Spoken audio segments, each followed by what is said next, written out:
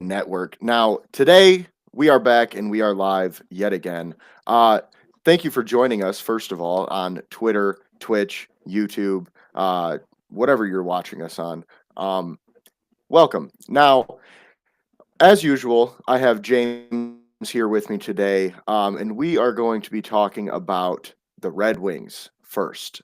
Brad will not be joining us today, unfortunately, so we will not have too much to talk about for the Tigers. So we're just going to go right into the Red Wings. I know the Steve Yzerman press conference just happened pretty recently, and it was not that great. But I will let I will let James elaborate on how not great it was. I'll let you do that if you want. That was such a clusterfuck, um, needle in a haystack trying to find a bit of good news. Unless you are, I'll be slightly more polite and say an Iserman slappy because it seemed the main takeaway before I get into quotes and start breaking down some stuff. He's not going anywhere. I know we said on this podcast several times, although Brad and I know you weren't so much on it, but Brad and I wanted him fired. You were half and half, which is fine. I mean, everyone's entitled to their opinion. But we've all agreed that we don't think it's actually going to happen. We were just saying what we want to have happen. This confirms not only is he back for next year, there was zero, um, I'll say, discussion in terms of where he is in his standing. A reporter asked him, and I'll get to the more details in a minute, but the reporter asked him about does he feel he's in the hot seat? And basically, he says he's talked to the people above him. He does not feel like he's in the hot seat at all. They are going to give him time to rebuild this thing in his image the right way. And yeah, like his seat looks ice cold. So if you're an Yzerman fan, I'll just say that instead. Congratulations, you have your guy. And if you're an Yzerman, I don't even want to say hater, but hater of the GM Yzerman, um, tough luck, suck it up. You're in for a long haul. Um, but with that, I will get to my actual notes and my thoughts on those quotes, because, like I said, depending on how you want to look at this thing, yeah, even the biggest diehard fan, I feel like yeah, you at least have to see what others are talking about. Um, the press conference itself was nothing short of a stand-up comedy act. Um, he deflected blame off himself every chance he could. He put it on the past coaching staff, which he hired and gave their authority. He threw Dylan Larkin under the bus for not doing enough as captain, who Steve Yzerman handpicked and chose as the captain of the Red Wings. And he said the former coaching staff and essentially, quote, the highest paid players, Larkin's the highest paid on the team, need to step up and do what they're paid to. And I'm like, so the captain you picked failed, the coaching staff you selected failed, and you're just not taking any of the responsibility. And not only is that just overall bullshit, that's just cowardly. Um, like Steve Yzerman is or should be a tough person. He played when hockey was much tougher than it was now. I know he wasn't the toughest player. He had guys like Draper and Derek McCarty to kind of do that for him, but he at least knows what it's about, what this league's about. He won Stanley Cups as a player. He won Stanley Cups in Tampa as a GM, and yet he comes here and he is just clueless. His coaches don't work. His captain doesn't work. His free agent signings aren't good unless they are one of eight um, or first ballot Hall of Fame free agents who already were established and good. I'm not shocked, Patrick Kane worked out, and he only came here because of DeBrincat. And I don't even want to give Steve Yzerman himself credit for that trade because DeBrincat is from Michigan and wanted to play for Detroit. So he told the Ottawa Senators, I'm not going to sign an extension with you. I'm only going to play in Detroit, so you can either trade me there or I'll play out the last year of my deal and sign there as a free agent. So Steve Yzerman didn't even have to do shit to get DeBrincat, and Kane came because of DeBrincat and their time in Chicago. So the two best, or the best trade and the best free agent that he has acquired since his time here were gifted to him. I will say, and I've always said, he does draft well. We do have several players in the minors that I myself am looking forward to seeing and what they can do at this level when they come up. But other than drafting, he hasn't done a fucking thing. He just hasn't. His trades are terrible. I know I've seen at least 4 or 5, and I find it funny, Yzerman fans that I commonly argue with on X say, like, you have to let the Jake Wallman trade go. It was a bad trade, move on. And I'm like, why are you just sweeping under the rug one of Yzerman's worst moves? How convenient for you. Isn't that nice? You want to take away one of his biggest mistakes and then just hide it and pretend like it didn't happen. Of course, you say that. If you're not familiar, I'll touch on it quickly because I have talked about it in detail in the past. We traded Jake Wallman, who in my opinion would be defenseman number 3 on this team this year. I personally would like to keep him, but we traded him away and even gave a second round pick attached to Jake Wallman's contract so someone would take him. And then that was last year. This year at the deadline, he got traded away to a playoff contender for a first round pick. So if we kept him, we would have a top 3 defenseman on our team currently who would help us win games. If we wanted to trade him and Steve Yzerman had his head out of his ass, he could have got a first round pick for him like this other team did. And then Steve Yzerman would have kept his second round pick and added an additional first, which last time I checked, rebuilding teams like having extra draft capital. So now we have less draft capital, less good players, and we're not supposed to talk about that for some reason. So that's the Jake Wallman situation. Going back to specifically the press conference, um, he mentioned that and maybe it's common knowledge, but it was news to me that Dan Cleary, a former Red Wing player, is the U.S. scout for his draft strategy, and Nicholas Cromwell, another former Red Wing player, is the European scout. So I knew he had Chris Draper and some Larry Murphy and some other guys that he played with in the front office, but I did not know about those two. So on one hand, I think that's neat. They might be doing a good job because, like I said, drafting is the one thing I will give Yzerman credit for. But that was mentioned in the press conference. One quote from Yzerman that I found irritating, but at the same time, he's at least on brand, is he says that he came in here wanting to build through the draft, develop, and that they will continue that strategy. And I'm like, okay, well, to be fair, that's what he said in his opening press conference. So at least he's on brand. But at the same time, it's been 6 years of that strategy and it's got us nothing. Like Mo Sider and Lucas Raymond are great. Don't get me wrong, but congratulations, you found. I'll add Casper to that list. He came on really nice in the second half of that season. So that's 3 draft picks that are making contributions at the major league level in 6 years. I'm not a fan of that quickness. Let me just say that. Because like I said, we do have some exciting prospects in the minors, but that good for the minors. I don't really care about, Griffin's hockey. No offense, any Grand Rapids Griffin fans or when they were staying over there in like the Swedish leagues. I know obviously that's important to the prospects, but I am a Red Wings fan. I care what this team does, not what those teams do. If you cannot develop in 2 or 3 years, and yes, sometimes it takes more, but Raymond was on the wings at 20. Sider was on the wings at 20, 21 maybe. We have 24 and 23-year-old prospects that still haven't seen the NHL. So, I mean, we can wait for them to be like Hendon Hooker and finally get some experience at 26, 27, but I don't know how much good that's going to do you at this point. I'll digress on that part. He went on to say, quote, not every first round pick happens to play in their first year. It's important to have patience with them, unquote.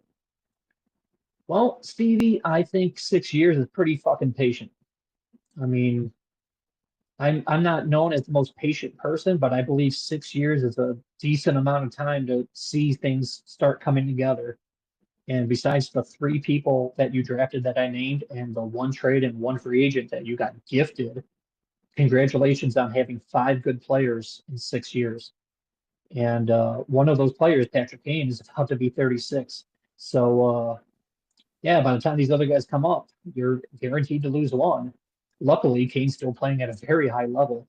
His shot has regressed some, but he is easily the best passer on the team, and he offers very good leadership and a veteran to lean on for the young guys. Unfortunately, the young guys aren't here, so I guess they can't really do that at that point. And I don't know if they have his number or whatever, but that's going to open up a wormhole that I just talking out of my backside. Um, as I mentioned, Nate Danielson was drafted a couple of years ago, and we still haven't seen him. So I'm just like, we're not talking not every first round pick plays in the first year. Okay, no problem. But it's been two or three. Where the hell is he? Like I know you just brought over the Swedish guys. That's cool. Kasa's been playing goaltender and had his ups and downs. We have Augustine, who's going back to Michigan State, one of our top goalie prospects. Depending on who you ask, our top goalie prospect, and he just committed to another year to play college hockey. So some people will say that's a good thing because he's going to be an everyday player at MSU. And if he came up here, he would play like every other or every third game. So he will get more experience this way. But we don't benefit from his upside. Um, Another Steve Yzerman quote, thought we could compete for a playoff spot. And ultimately, we did compete for a playoff spot. We did not make the playoffs, which is a disappointment for us all, unquote. I wouldn't say it's a disappointment. I would just say it's unacceptable. Like, you really thought to sit here after year six of never making the playoffs and being like, well, I know it sucks we didn't make it, but we were at least fighting for a spot. That's cool, right? Like, if this was like the, what, 2008, 2009 Lions, maybe back when we used to win like 4 games a year. But yeah, that's just not good enough. Um, I'll get on to the next one. Quote, I sit here today and feel very comfortable, happy, or liked it, but I'm very comfortable we did not make a trade that cost us a first round pick or top end prospect, unquote. I understand somewhat what he is saying by he didn't lose a first round pick or a top end prospect so he can keep building with these younger players. But the audacity, in my opinion, to say that you are comfortable with where we are at is alarming to me. He did mention, and this is not a quote, but he did mention that he is willing to trade a first or a top prospect if something in return is big enough to sell those parts, which I find interesting because we had that opportunity to get Renton, a top 15 to 10 player in the whole league at the trade deadline, and we did not. So I mean, I will say he is top 15, top 10. He's not Connor McDavid or someone like that, but you had your chance. Normally top 15 guys don't even go on the market. So I guess maybe the asking price was too high. Obviously, I don't know what the phone calls were about. I don't know if he picked up the phone. Um, and in my opinion, I'm going to get to the most damning part of his press conference, in my opinion. He mentions, quote, Montreal and St. Louis, who at the deadline were outside of the playoff spot, made no trades at all and both made the playoffs, led by their best players, unquote. So to me, and I feel like a bunch of people, because it was a topic on X the day it happened, um, he's bragging about not making a move, even though Larkin said at the end of the season he really wishes Yzerman made a move and it hit the locker room kind of hard and hurt the team morale. And Yzerman just says, hey, these other teams were able to not make a trade and still make it because they leaned on their best players and I guess they just carried them. AKA, Larkin, you're not doing enough. And on one hand, I somewhat get that because Larkin was fading as the year went on. he kind of wasn't the same player after the Four Nations tournament. I don't know if he was playing hurt or if he was just out of gas because he didn't get that All-Star break. So Yzerman, or I'm sorry, so Larkin could have stepped up a little more. I will give him that. However, he is still one of the best players on this team, and I don't think I've ever heard a GM call their captain out like that publicly in any sport. I don't think I've seen that. I've seen coaches call out players and just say the players need to play better and blah blah blah. But this is pretty targeted, in my opinion, at Larkin. Um, the very next quote he went on to say is, quote, "So I guess it's my responsibility, pause. I know it's my responsibility. I'm the general manager of a team. I'm the person who hires the coaches. I'm the person who puts the scouting staff in place. Ultimately, I agree to the contracts with agents, these players and whatnot. I'm counting on my staff, on Todd, the head coach, and his staff. I'm counting on pro and amateur scouting staff. I'm counting on all of our players, particularly our best players, everyone to do their job and everyone to hold themselves and hold each other accountable to a high standard. Ultimately, I'm having to do that with myself, which I believe I do. And we eventually will get to where we want to go, hopefully sooner than later." The fuck you mean you believe you do hold yourself to a high standard? You haven't done shit, as I just talked about, for 16 minutes, and I have a lot more to go, but I'm going to try to wrap this up because I'm it's uh try to keep the show shorter without Brad. Let people get on with their day. But I'm like, what do you mean you've held yourself accountable, or you held yourself to a high standard? You haven't even met a standard. We've like, and I know some people. I've been told by multiple people on X, stop living in the past. But I'm like, we made the playoffs for 25 years in a row, and now we haven't made it in 9 years. Only six Steve was here for, so he gets a pass on that. But like we've been patient, and I realized that some of that patience was with the past regime, but we've been patient. And yes, hockey is a different sport, but the Pistons turned it around the first year with a new coach and a new GM. The Lions turned it around in 3 years on a 53-man roster. Like this could happen, and this should have happened by now. Um, and the fact that he said he guesses it's his responsibility, I'm like, yeah, okay. Um, he says, quote, "I am very understanding of the demand and the want for success here because the fan base expects it, and we're very fortunate as an organization to have a passionate and demanding fan base." End quote. You're welcome, Steve. I have standards for this team. This is supposed to be hockey town. And I get it. Like hell, 3 years ago, all four teams in this town are rebuilding. Now 3 are in the playoffs. Yours is the only one not. It's not like everyone else is taking this long. And once again, I get it's a different sport. I know someone's going to come at me and be like, "Oh, he thinks basketball, which is only 12 players and whatever, man." Like it's taking too fucking long. Um, and then someone asked him if his comment was directly aimed at Larkin. He said, "No, it's not," although it sure as fuck feels that way. He says he addressed Larkin in private. He will not elaborate on what they talked about, but if Larkin wants to, he's more than welcome to. So to me, I don't know if that is a veiled threat or a like you can go talk to him, like you're not worth my time. I don't know. He came off as a cocky bitch. I'm not gonna lie. He came off definitely as someone who I mentioned earlier in this that is not afraid of his job. He mentioned, I don't think I have the exact quote up, but um, I'll say in layman's terms, just so I don't misquote a word or whatever. He said, as long as Illich is happy, he doesn't care what the fans think, that he's going to follow his process and hopefully it pays off sooner or later. So as long as, I'll go out and even say, as long as daddy is happy, Papa Illich, as long as the guy writing your checkbook is good to go, you don't care. You're just having your feet up in your office and I don't know. Maybe the prospects and the minors are his scapegoat. Oh, you can't fire me. I got all these guys. They haven't come up yet. You have, and I don't know. It is just a fucking shit show.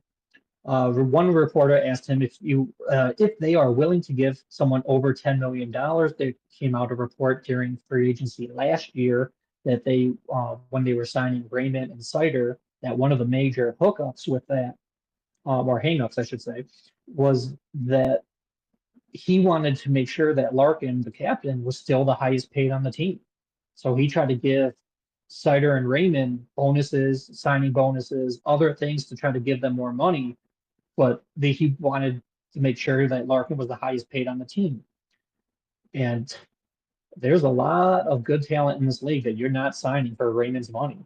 I've mentioned it before in a prior podcast. I would love to have Mitch Marner here. He's a free agent.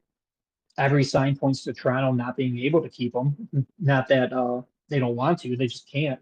But he's looking on the open market at 13 or 14 a year. So I really hope Yzerman can put put Illich's money where his mouth is.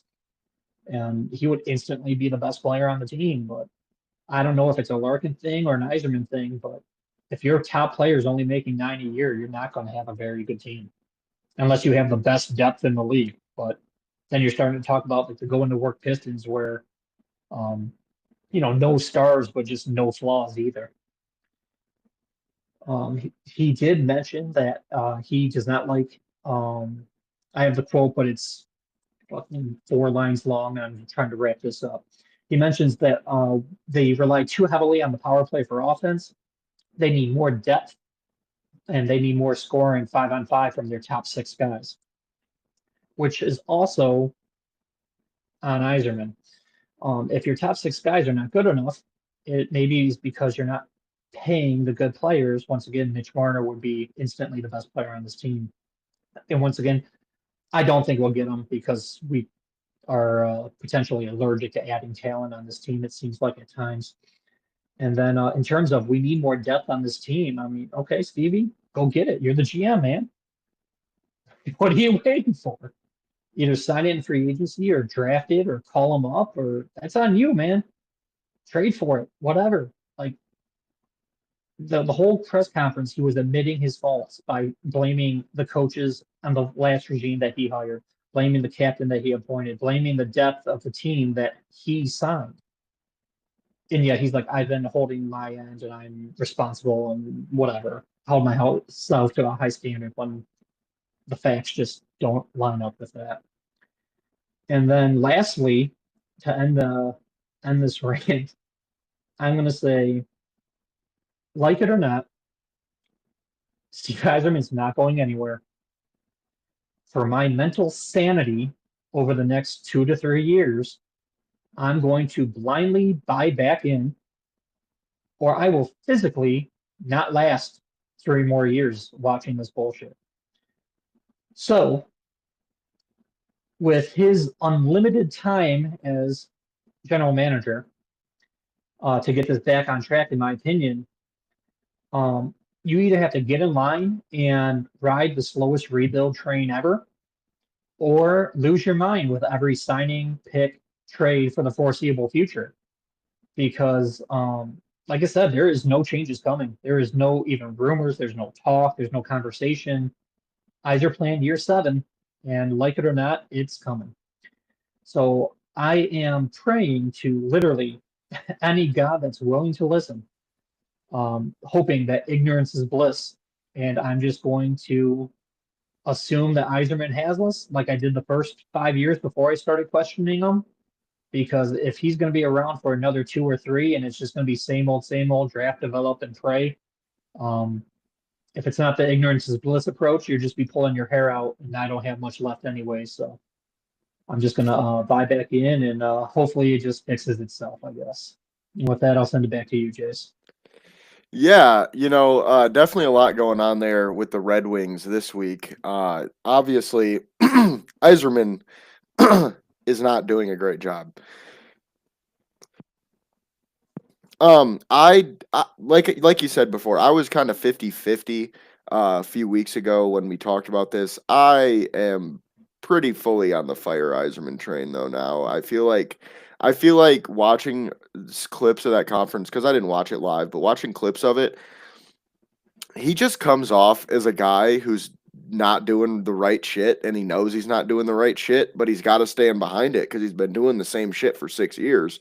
So he's just like the way he was saying certain stuff was just kind of, he's not willing to adapt, he's not willing to change, he's not willing to learn, he's not willing to do anything differently. And like, now, have the Red Wings totally sucked ass? No, but Yep. they are not what they're supposed to be and what they have been for a long time, as you've mentioned. So that was really my main, negative takeaway from it. Is I just feel he seems like a guy who is just bought into his process, and that's all it's about. That's all it's going to be. And good luck.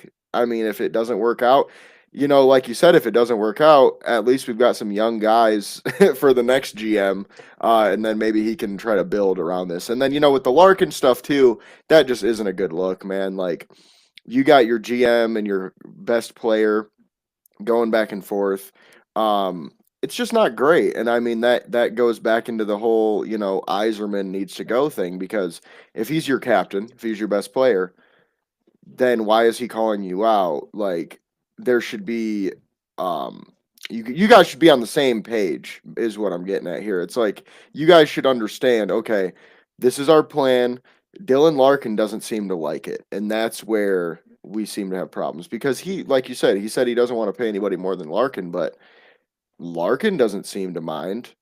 I mean, it seems like he would rather win. You know what I mean? So that just seems like a stupid reason. But with that being said, we will move on now to the Pistons. Detroit basketball. Let's fucking go, baby. Tonight, in less than 1 hour, the Pistons are back at home at LCA after beating the Knicks in MSG 106-103.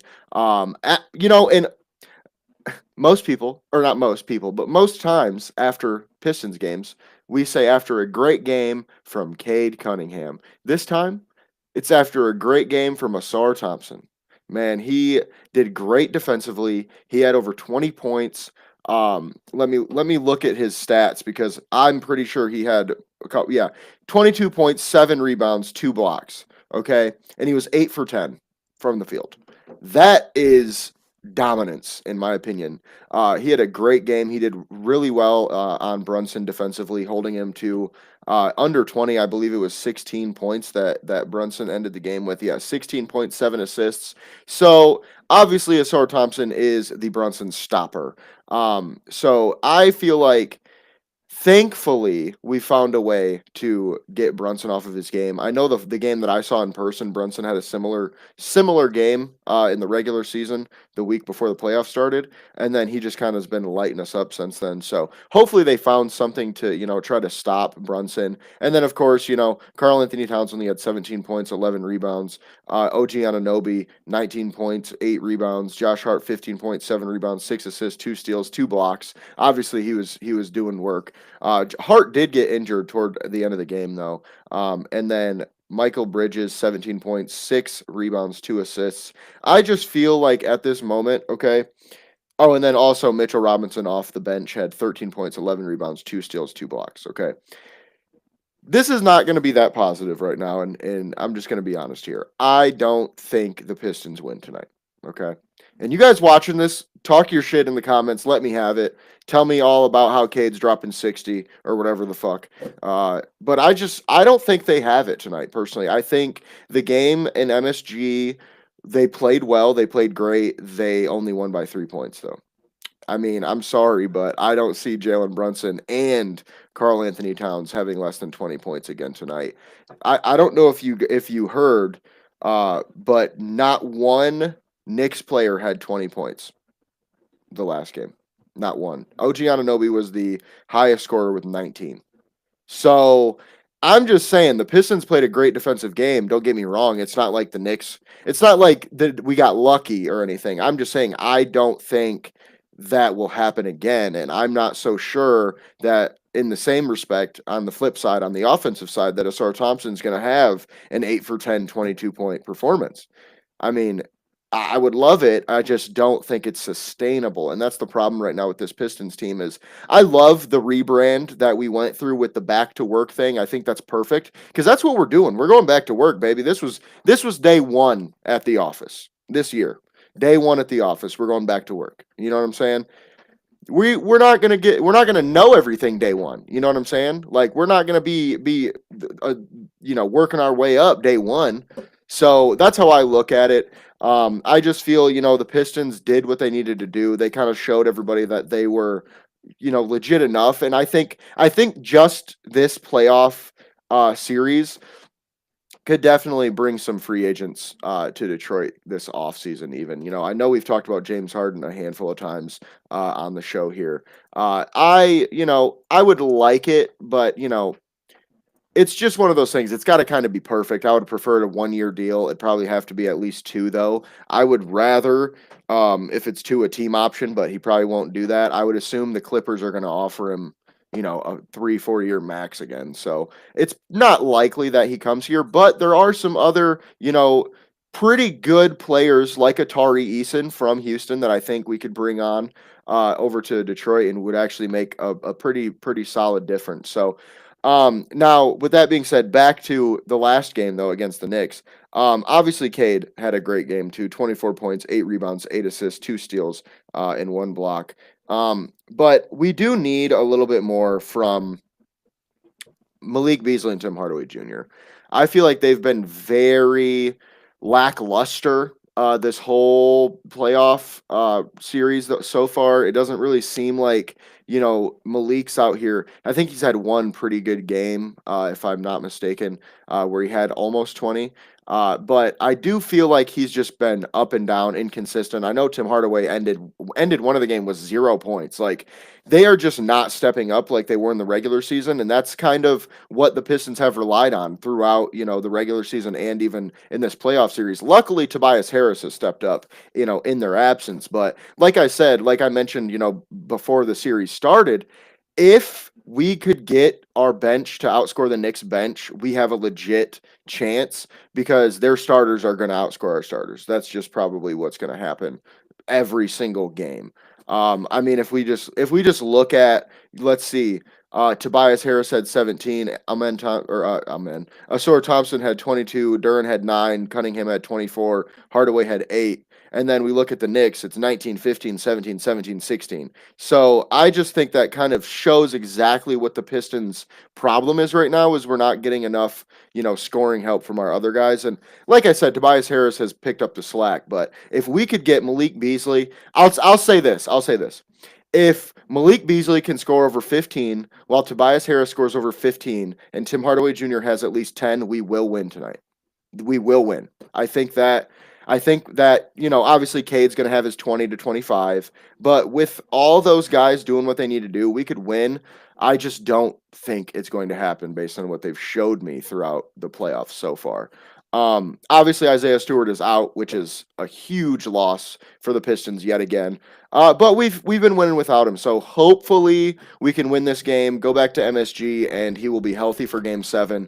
I can't imagine the atmosphere in the Pistons Knicks Game 7 at MSG. That would be insane. I think it would be way more insane if it was at LCA, but I still do think that that atmosphere is going to be really cool, and I would love to see it. Not even simply for the fact to see it and have the Pistons team kind of having to go through a Game 7 at MSG with how rowdy that Knicks fan base can get. So with that being said, the real question is now, even if the Pistons can win this game, can they pull it off? Can they win the whole series? It's That's a question I'm not sure on. I don't like, as we've said before, I'm not that confident. If we win tonight, though, I'd be a lot more confident that we could go back and beat the Knicks at home. And I just feel like what happens after that though? Because I don't think we're winning the next round. So it's like, great, we won a playoff series, but we're not a championship team, guys, and I think we need to accept that and understand that. I mean, this Pistons team reminds me so much of the Lions when they went 9-8. It was a great flip. Jared Goff had an insane season. He went 9 games with no interceptions at the end of the year.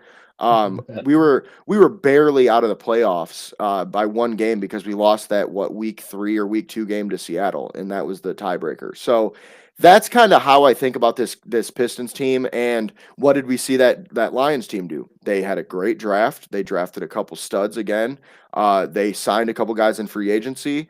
They made the trade for, or no, that was Carlton Davis was the year after. So they didn't make the trade, but they signed some good free agents. They added in the draft, and they added the pieces to get over that hump. And then the next year they did it again, and then they went from 13 wins to 15 wins, or 12 wins to 15 wins.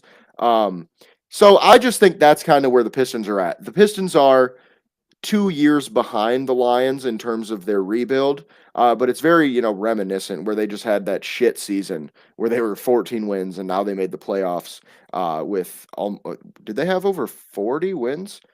I can't remember off the top of my head if they had. Pistons? Yeah, if they had over 40. 44. Okay, yeah, that's what I thought. Okay, 44 wins on the season, and I mean, that's what 30 win swing. I mean, you can't really ask for too much more than that. So my whole point with all that being said is, as Pistons fans, we should be already happy. We should already be Yes. happy. We want a playoff game. Then we want a second one. It sucks that both of them were not in front of our home crowd. It does that is a negative on it, but This we one will be. yeah, see, there we go. That's what we need. That's what we need. So, like, at the end of the day, we should all be happy regardless of what happens, pretty much is what I'm getting at. And I feel that this off season is going to be a huge one for the Pistons. Personally, I don't know if I would want to bring Malik Beasley back. I love him. He's a great player, but his inconsistencies in the playoffs and really throughout the regular season. I mean, he had a lot of great games, but he did kind of disappear sometimes. And it depends on the money. I mean, if we're talking 18 mil a year for 3, sure, I'd bring him back. But if we're talking $30 million a year, I'm good, man. I would rather just give that money to like a Fred Van Vliet or something, to be honest with you. Nah, I probably wouldn't give him that much, but something like that where I would be okay with Fred Van Vliet adding on the team for like 18 mil, something 15 mil, something like that. But that's only if we can't get the big fish. But that's another conversation for further down the road. With that being said, do you have anything to add for the Pistons? Not necessarily. The only thing I was going to really touch on was Beasley's kind of disappearing in the playoffs, but you covered that rather nice.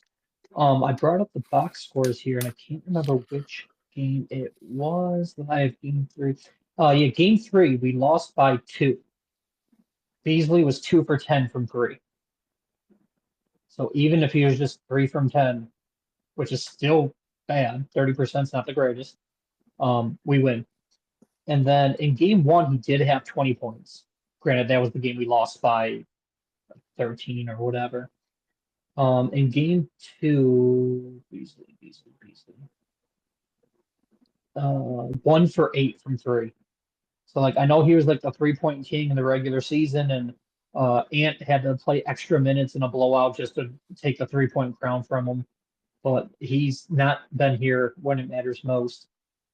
Um, but that being said, I'll take him easily for another 1 year, 6 mil like he currently has. If he's willing to do that, I might even give him a raise to 10. But like you were saying with like 18, I'm like, no, I just say thank you for your time and move on with that. But I do think we win tonight. I don't know if it's blind faith or just gut feeling, but I just got that gut feeling. But I, I will say because tonight is in Detroit, right? Yeah. Yeah, okay. I'm like I feel like our playoffs will end with Game 7 then because I don't think, and I'm not trying to open a can of worms, but I don't think with the way that this series has been officiated, the league would allow the Pistons to win a Game 7 in New York. Um, and I know people call me the tinfoil hat guy and whatnot, but that's what I believe. And I'll end my mini rant with that. Yeah, I mean, I don't know if I'd go as far as you would on in the refs thing. Like I personally do think they fucked us the last game, but I also agree that, we shouldn't have gave it to the refs, kind of like how Brad said last time. I think that's one of those things where it's like, as a coach, you do have to go, yeah, they fucked us, but we also didn't get the job done. So it's like, we can't really be too upset. But with that being said, good luck to the Pistons tonight. We'll be watching. Pretty shortly. We're only 40 minutes away now from tip off, so it's going to get there pretty quick. For all of you that are watching, don't worry, we will be off of here with plenty time to spare. So you will have plenty of time to make that food, get yourself ready, put on that Cade Cunningham jersey. I don't have one. I need to get one. Haven't decided Even I what. have one. See, and that's the thing. Okay, look, man. I'm gonna keep it real. I'm not a jersey guy. I never have been. Neither am I. Like, I love jerseys, but they're too expensive. I'm not fucking paying $120 for a football jersey. I'm sorry. I'm just not doing it. The two jerseys that I have that you guys have seen on the wall behind me, I got those off of Facebook Marketplace. They're 100% real, but it was like around Christmas time. One guy didn't fit him. The other guy, I don't remember what the fuck he got rid of it for, but I got a Panay Sewell, on the field jersey for $50 and a Jahmyr Gibbs on the field for 60. I was like, yeah, that's not too bad. I'll splurge and grab those. And like, I've never owned a Pistons jersey in my life outside of this Blake Griffin jersey that I bought 6 months ago to hang in my man cave. Genuinely, like, I've owned Russell Westbrook jerseys a lot throughout my life because he's always been my favorite player. But other than that, I just haven't really. I mean, you guys are gonna hate me for this because this is a Michigan sports podcast, but OKC has always been my number one team. Like, Pistons are always in my heart and soul because it's Detroit, but OKC is my team. I have a Shai Gilgeous-Alexander. I have a Paul George. I have a Russell Westbrook. I have a fucking random Giannis jersey that it was given to me. So, like, all that to say, if I can find a Cade Cunningham jersey on Facebook Marketplace, which I have been looking, I'll buy it. But I think we both know that ain't gonna fucking happen right now. So I went to the Pistons game a couple weeks ago when they played the Knicks, the last game they played them before the playoffs.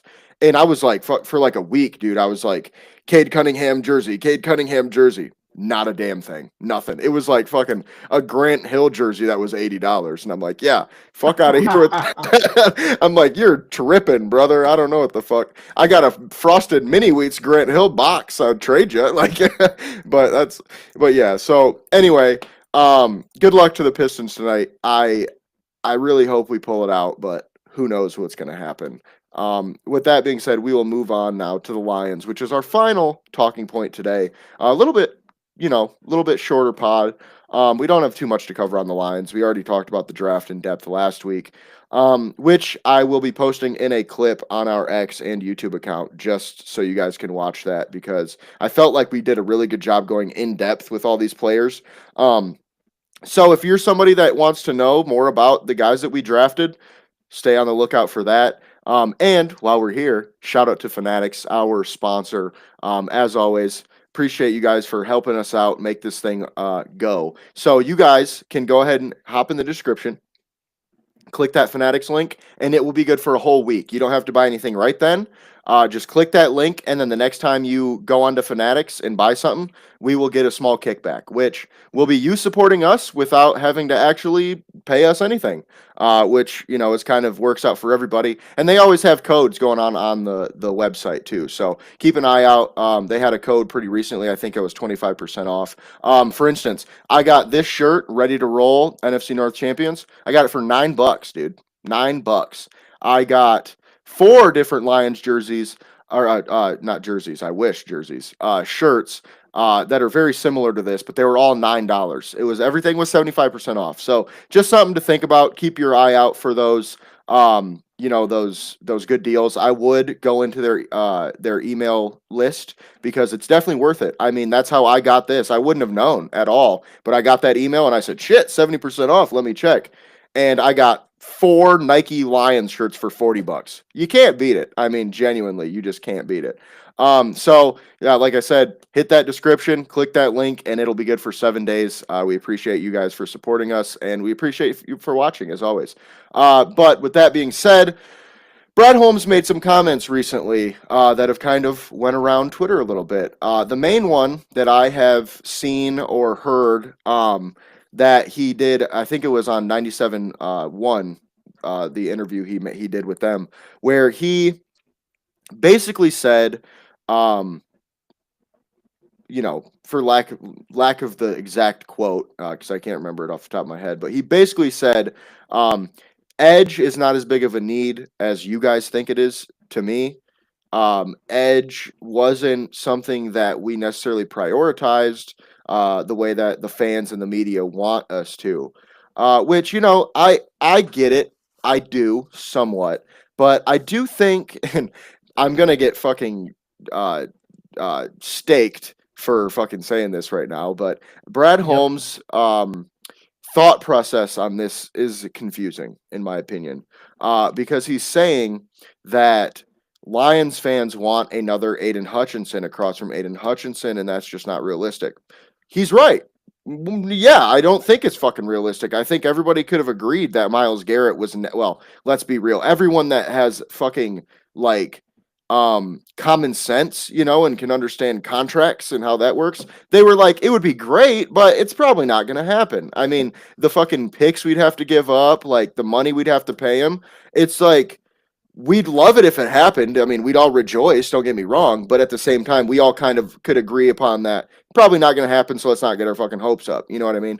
So that makes sense. I get what he's saying there, but that's not even what we're asking for anymore, bro. We're asking you to fucking re-sign Zadarius Smith. Like, come on. And then he goes, well, we traded for an edge last year with a fifth round pick. So clearly I prioritize, the position. And it's like, yes, but why wouldn't you want to pair that guy you traded for with the guy who is elite that's on your team already? I don't get it. Like, if you look at our fucking cap space, we have like $42 million in cap space right now. What? But I thought we didn't have any money. I'm just like, I don't know, man. Maybe he's just like, well, we're gonna keep it for rollover or whatever, because that is a thing. There is rollover. However, I don't think taking 8 million of that out to give to Zadarius Smith would be crazy, right? I mean, think about it. He was only set to make like 11 this upcoming season, 11.5 maybe. We cut him to get rid of that.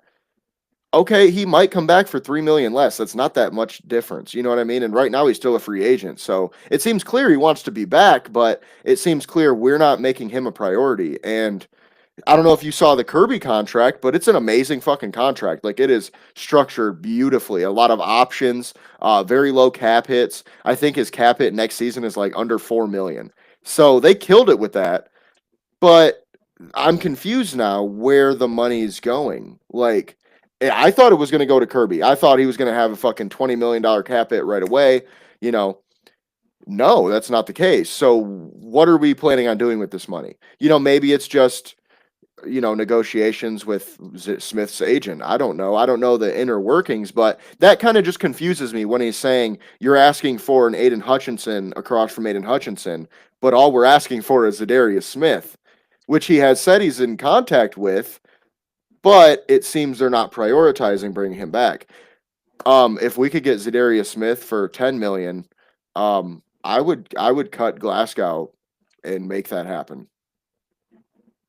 I'm sorry, I like Glasgow. He's a solid player, but we just made him expendable with our draft. Like, literally, we said, Glasgow, targets on your back, brother. You know what I'm saying? Like, Yep. I guarantee you with that Ratledge pick, he said, damn, okay, I'll play left guard again, I guess. And then we picked, Frazier. Frazier. Then we picked Miles Frazier, and he was probably like, damn, I am going to have to work my ass off in camp to keep my job. If money's that big of a deal, we're paying Graham Glasgow 8.5 mil. I would be more than happy to literally just give Zadarius Smith an extra 1.5 on top of that, because he's more important of a position. Okay, and I love O-line, but edge rusher is more important than guard, especially when you already have a lot of very good talent around that position. It makes their job a little bit easier. And obviously one-on-ones aren't going to be any easier because you have a good player next to you. That's not the point. But the point is that it takes some things off of him. So now that we drafted these guys, I just feel it's almost obvious, and maybe that's the wait. Maybe we're waiting until June 1st to cut him, because the 8.5 mil, the full thing comes off after June 1st, I'm pretty sure. So that could make some sense, but it also does feel like Brad Holmes' comments are kind of, I've said it before on the show and I'll say it again. It does feel like he is kind of pissed off and over it, and he's tired of people trying to tell him how to do his job, and he is just done. Like, he's just like, I don't care what the fuck you got to say, but he does care because he gets worked up and defensive about it. But that to me almost feels like he's going to say, I'm just not going to sign anybody now, and we're going to win the Super Bowl because I know what I'm talking about. And it's like, if that's the case, I don't love that. I don't know his intentions, but it seems like it's kind of going that way where he's just like, look, man, I'm going to do things my way, and that's just how it goes. And a lot of you guys aren't going to like this, but it reminds me of the Steve Yzerman press conference a I little was bit. waiting to chime in on that. Yeah. It reminds me of that just a little bit Yep. because he's like, I know what the fuck I'm talking about. I don't blah blah blah. And it's like, bro, okay, cool. But are you like I said this in a tweet. I said I would love to be the one asking Brad Holmes these questions because I would straight up just be like, so you're telling me that you feel 100% confident with Marcus Davenport as your starting edge next year? And then he would say, yes. And then I'd go, why? And then he'd go, well, he's a good player. He's had a lot of health issues, but we don't believe injury prone is a thing unless it's, the same injury, blah, blah, blah. You know the spiel, you know how that goes. And then I'd go, okay, so we just had historical amount of injuries. Are you not like scared of injuries? Because I am personally as a fan. I'm a little worried sitting here watching that Aiden Hutchinson's going to break his fucking back next year or some crazy shit's going to happen. You know what I mean? Like, Knock but on wood. yeah, fucking shit. Now I got my dogs barking, thinking My bad. My bad. no, but like, anyway, fucking. The point is here. The point is that I just feel that Brad Holmes is getting to that point of not that he's to it yet, but he's getting to that point of there's gonna be. It's like a roller coaster, right? That's how I think. He's going up, and I think he's here right now at the spot where a lot of people plateau, right? Where a lot of good GMs don't become great. They just stay good, okay? I think, and I've said this since the season, Brad Holmes' offseason this year was going to show me whether he was a great GM or not. Call me crazy, but it hasn't. I mean, it feels like he he's a good GM, but he's still got some more to do. You know what I'm saying? Like, and look, he's killed it on his draft, but let's be real, okay? Brad Holmes is not the one going to these games and scouting these kids every time. Brad Holmes is not the one writing these scouting reports for every single player. You know what Brad Holmes is doing? He's doing scouting. I'm not saying he's not, but he's getting a folder set on his desk from his scout saying, I really like this player. I think you should check him out. That's how it works. I don't know if people didn't know that or not, but a GM of a team is not sitting there watching fucking film on a fucking D3 wide receiver. He's just not doing that. Period. He's not. Unless that scout says, I really think you should look at this guy. Now he's looking at the big prospects, like the Michigan, the Alabamas, throughout the year and things, but he's not the guy that's putting in all the fucking like deep in the trenches work year round. He's not, that's what the scouts do, man. So I think we should maybe take a step back and go, yes, Brad Holmes has done a great job at drafting guys, but our scouting department's really fucking killed it, man. They have been awesome in terms of scouting the guys and finding the right guys that we want. And Brad Holmes has done a great job at picking the right guys that fit this team and fit what we need. But I do think people are a little quick to anoint Brad Holmes. I was a little quick too, I think, because I said it to somebody last year. I was like, my dream job is to be the Lions GM, right? And I was like, since a kid, I'd be like, I'm going to be the first one to win us a Super Bowl. I stopped saying that because I genuinely believe Brad Holmes will win us a Super Bowl. I'm not as confident now as I used to be. And here's why. Here's why. If his thought process truly is that he doesn't think we need another edge, there's something flawed there, I believe, because it is a need, period. And I think everyone would agree outside of him, apparently. And that's where I get confused because, and listen, I'm not saying he's bad. I'm not saying he's dumb or it's a bad decision. I'm just saying we will have to wait and see what transpires because, I mean, the same thing with the draft. I've said that many times. I didn't love the draft, the first round. And then we saw the next couple picks, and I said, okay, that's a little bit better. I didn't love the trade for Tesla, but solid player. Point is, I think Brad Holmes has a lot to prove this season on whether or not like this Lions team is going to be a legit dynasty or they're just going to be a pretty good team for a while. I think that's fair. You know what I mean? Like that's fair to say Brad Holmes, if he's trying to build a dynasty, we have some work to do in that to move that way. So, with that being said, I will pass it to you to give your thoughts on all of this. Um, one thing that, well, multiple things that you said that were interesting, but it all kind of pooled into the same thought process is how similar style wise Yzerman has been to Brad Holmes.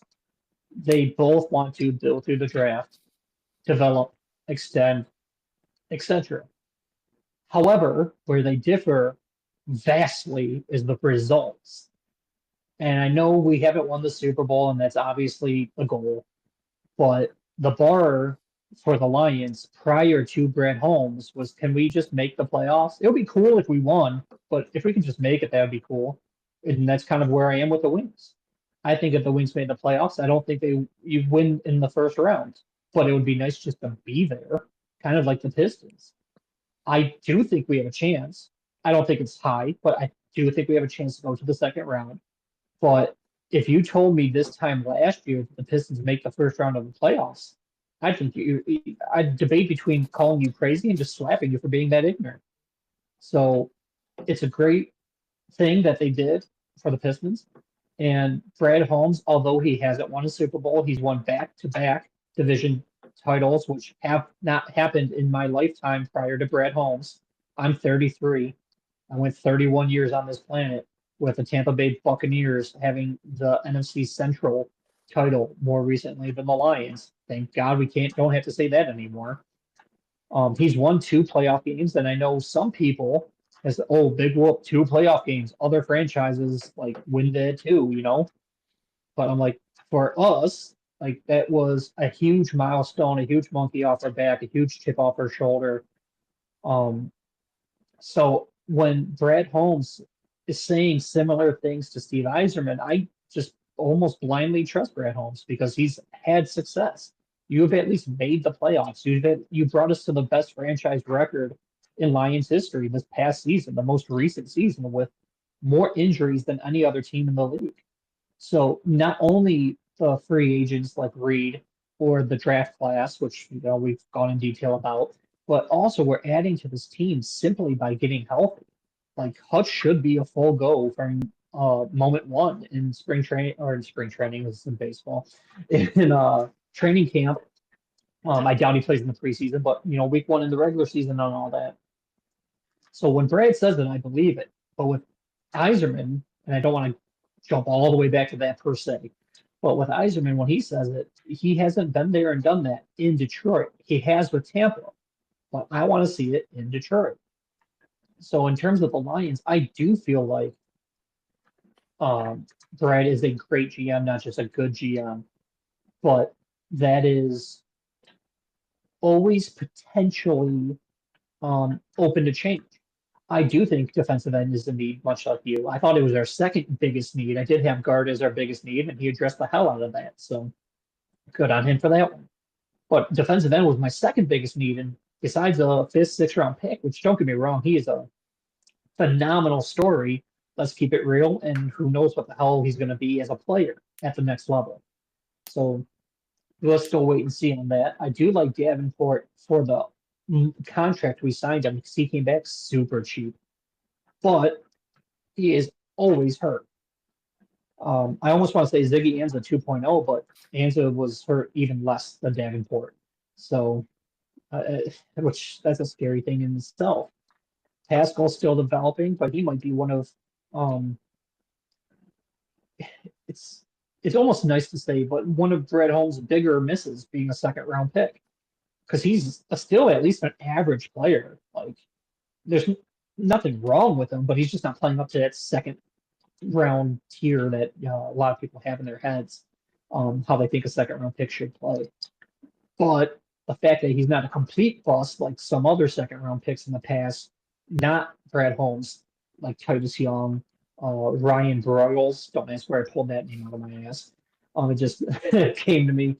Um, so I'm like, we've had far worse misses than Pascal in the past. So I'm not trying to throw him under the bus, but I'm not going to be like, oh boy, man, what do you mean we need a DM? We have Pascal, we're good. Like, no, it's in between there.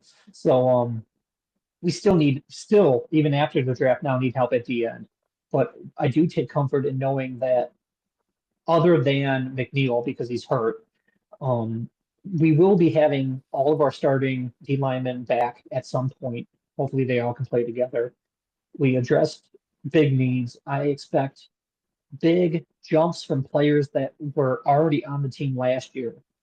Like I expect a big jump from Rakestraw. I expect a big jump from Terry and Arnold.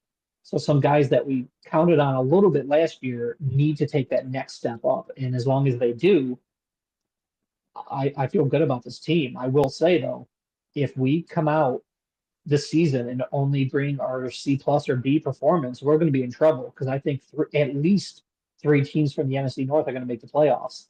So as long as we come in, handle business, I'm not worried about the other teams because they're good teams. We're a good team too. So let's see who's better. We'll see on the field. But if we come out and we're not prepared, which I think Dan will have us prepared, I don't think losing the coordinators is as big of a story as some others have made it. It's noteworthy, of course, but I've seen some people say like our offense might even be like bottom 10 because it was all Ben Johnson. No, like don't get me wrong, he was a good coordinator and all that, but Goff is still Goff, Gibbs is still Gibbs. It's not like he forgets how to juke. Like it's not like our old linemen forget how to block. We still have Hank Fairley. So I'm just predicting more good things on the horizon for the Lions. And like I said, in terms of comparison to Yzerman, I don't know what the hell's on the horizon for them. So at least when Brad says it, I believe it. I'll at least go with that for now.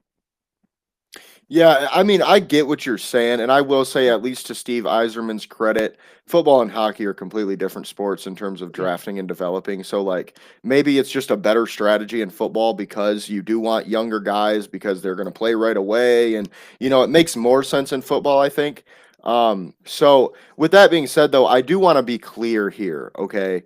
Because I could see how this might have got misconstrued. I believe Brad Holmes is a top 5, if not top 3 GM in the league, right? But I think to be number 1, which I think he could be, we gotta be a dynasty, bro. Like I'm talking like win at least 1 in the next 2 years and go to at least 3 in the next 5. Like Howie Roseman is the number 1 GM in the league right now because he has drafted well, he's signed well, he's traded well, and he's won a fucking Super Bowl. Okay, let's just be real. Like I know Brad Holmes didn't start with the greatest fucking bag, but he's done a great job to get it better. But like I'm saying right now, it's like this is where you show if you're an elite GM. I think that's probably what I should have said, an elite or a great one, because it's like he's great right now because he's gotten us to here and we're doing this. He's hired our head coach and all this, but it's like the elite GMs get you over the hump to those Super Bowls. And with how our team's built right now, if we can win 1 Super Bowl, I don't see why we can't win 3. I don't see why we can't win 5.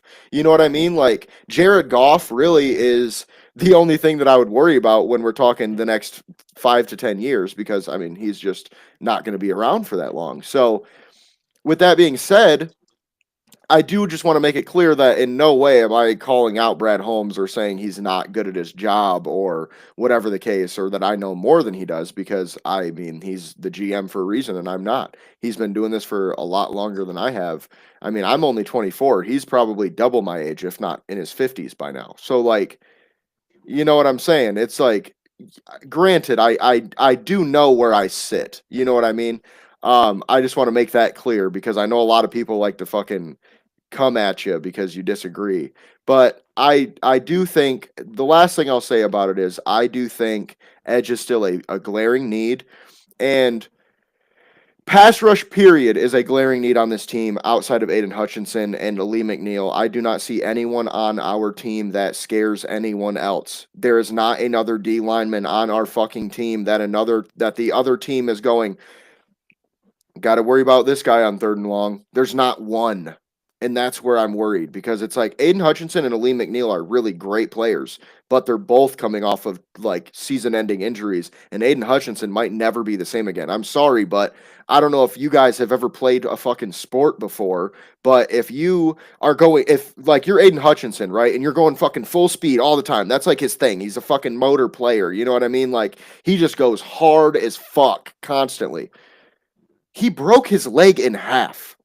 It's not like he fucking tore his ACL. His leg was like this, bro. You see what I'm saying? There's going to be some fucking hesitancy with that. I mean, whether we like it or not, he is going to be hesitant because he is a human being. And he was put, it's like going through a fucking car crash. He's not going to be right away week one fucking Aiden Hutchinson of last year. He's just not. And if he is, more power to him. He's a fucking anomaly, an enigma, and that just goes to show that he's like a Hall of Famer. You know what I'm saying? But for the most part, he's not going to come back 100%, at least for the first half of the season. I would almost bet money on that. And they probably won't even play him 100% for the first half of the season because he was playing almost 100% of the snaps last year on defense. My guess is he'll play less than 70 until probably week 6 or 7. And then you have Aleem McNeil, who might not even be back until halfway through the year. So we are relying on Levi Onwuzurike as our pass rusher right now. That's pretty much all we got. We have, oh damn it, his name's escaping me. The guy who was our depth guy who had like, I think he had 7 sacks or something like that this last year. Shit, we just re-signed him. I don't know why his name is escaping me. I cannot think of it. Yes, Muhammad. Yes, Muhammad. He was great last year. Yeah. Will he do it again? I'm not confident in that. I mean, I'm not in the building. I don't see him working out. I don't know everything, but as an outsider, I'm not that confident in it. So that's why I think we need an edge, because there's just nobody else outside of Levi the first half of the season that I'm even like, yeah, he's a good pass rusher. If Davenport's 100% healthy, he could be a good pass rusher, but that remains to be seen. I mean, that's really all it is for me. Is as a fan of this team, I'm scared that the one time we are a favorite to win the Super Bowl, it's not going to matter because we have one glaring hole that is pretty fucking important. I mean, I think getting to the quarterback is probably the third most important thing in football. So, I don't know. I do think Brad Holmes is a smart enough guy that he knows that. I just think he's fucking over people asking him about it, and he's over answering the same question. And I think that's really what this comes from, more than him saying, fuck it, we don't need it. I think it's simply just him going, can we stop talking about the same thing every single time I see you? Like, I mean, literally, bro, he got asked it, I think 5 or 6 fucking times in a row the other day as I was watching that first press conference from the first round. I think it was right after day 1. And literally they were like, edge, edge, edge, edge. And I mean, granted, it was all different questions about edge, but it's like, dude, he's like I said, I didn't think it was a need. And it's like, you know, you got to look at it both sides too. As someone who thinks we need an edge, it's a little fucking confusing. So you're going to ask him again. So it's like, maybe if he gave up a little more information, then they would stop asking. But it's like, you know, I mean, that's just how that shit goes though. They're reporters. They're going to pry. They're going to ask questions. So it's like, as a GM, you should probably just be used to that and just like move on. But I can see how it'd get a little irritating. But with that being said, that's really all I've got on all of this Brad Holmes comment situation. We did cover the Kirby deal a little bit earlier. Like I said, just it was a great structure. Basically, the way that they did it is it's a restructure every year essentially because they have all these options and bonuses built in that it's a perfect contract. I mean, you can't really ask for more. But with that being said, do you have anything else to add before we get out of here? No, I'm ready to go grab some food and watch the Pistons. All right, sounds good. With that being said, we appreciate you guys for watching. As always, you can find us at MI Sports Media on Instagram and X. James is at Gullet_James. I am at JSoSweet. And again, thank you to Fanatics for sponsoring this video. Link is in the description. Check it out. And we'll see you guys on the next one.